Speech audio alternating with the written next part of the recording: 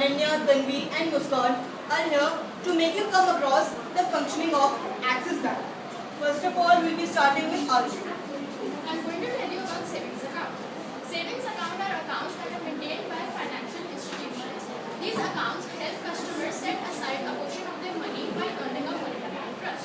In savings account, the interest is imposed on a monthly basis, but the grand total of the interest is informed to the customer only after 6 months.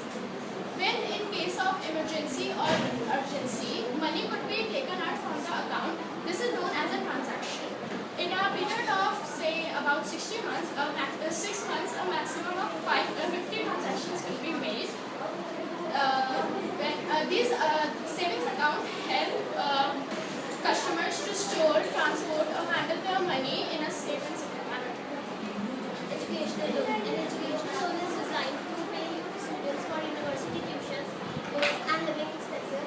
It may differ from other types of loan in which the interest rate may be substantially lower and the repayment schedule may differ while the student is still in education. It also differs in many countries.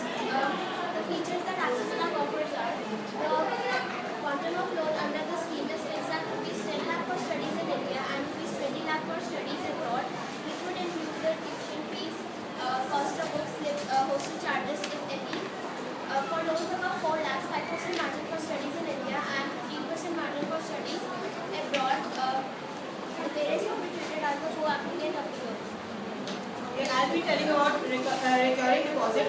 What is actually recurring deposit? This means that we deposit a sum of money for a certain time at a certain rate. The minimum time limit for which we deposit the money is 6 months and the maximum time limit is 10 years. This means that before 6 months we can't take out the money, and once 6 months are completed, any time we can take out the money. But once 10 years are completed, we are obliged to take out the money. This is what I know about recurring deposit. Makes as follows. An account is opened for a particular period of time by depositing a particular amount of money is known as a fixed deposit account. The amount is fixed and it is only repayable after a specific period is over. The interest for FD varies. The main purpose of FD is to enable every individual to earn a higher rate of interest on their money. It also increases saving habits. It can be profitable by